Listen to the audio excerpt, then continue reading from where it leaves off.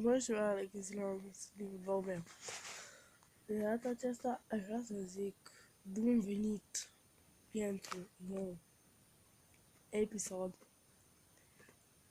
Da, aș vrea să vă zic că nu cred că azi o să mai filmăm din postura din picioare, deoarece mulți, de fapt nu mulți,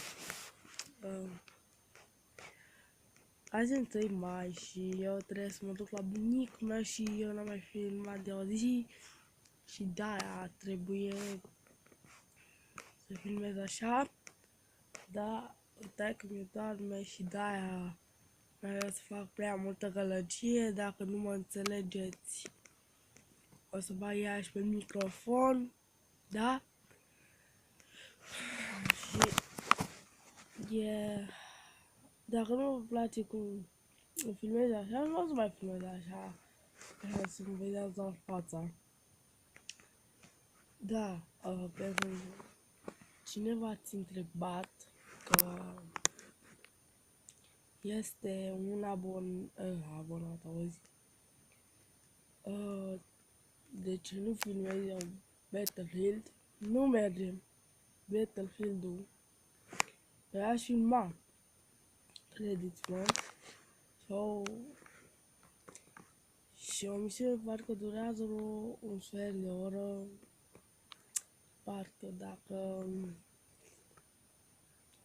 nu o să reușesc să filmez tot, deci o să filmez numai un sfert de oră, durează vreo jumătate de oră o misiune, da, deci nu știu de ce nu mă las, trebuie să verific ea și YouTube-ul, să văd de ce nu mă lasă să filmez și chestii. La 2 de minute eu aș filma și o oră dacă aș vrea, dar nu pot. Cine v-ați întrebat de ce nu filmez eu toate misiunile din GTA Vice City de la capăt? Da. Ia fiți atenți, o misiune de-abia am trecut-o. Mi-a trebuit vreo o lună să o trec. Deci nu e chiar atât de ușor. Știi cum se mișcă asta, hai să așa. Deci nu e chiar atât de ușor să filmez. Da. Vorbim despre jocurile mele pe canal. Nu că nu e bine, adică nu că nu e bine, adică să mă exprim corect. Pentru ăștia care zic de ce nu filmez pe tabletă, că doar am un joc super șmecher pe tabletă și de ce filmez pe tabletă, telefonul meu e super nașpa, ca să zic. Ai touch, desigur, dar cred că e pe primul telefon de la Nokia cu touch, deci de-aia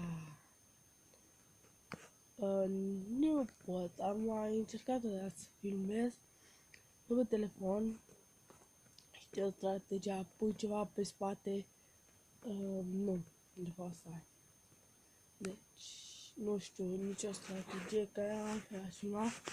O să bine, că este un site pe care poți să-ți iei o aplicație. Poți să filmezi cu ea pe spate, nu pe spate, pe fața tabletei, în timp ce te joci. Și eu o să încerc să mi iau, dar nu știu ce pot să fac. Am doar un PS2 și nu am prea multe jocuri. FIFA-ul ar fi recomandat. O să-mi iau și o lampă, că nu se prea vede foarte bine, cred, nu știu. Da, nu se vede bine.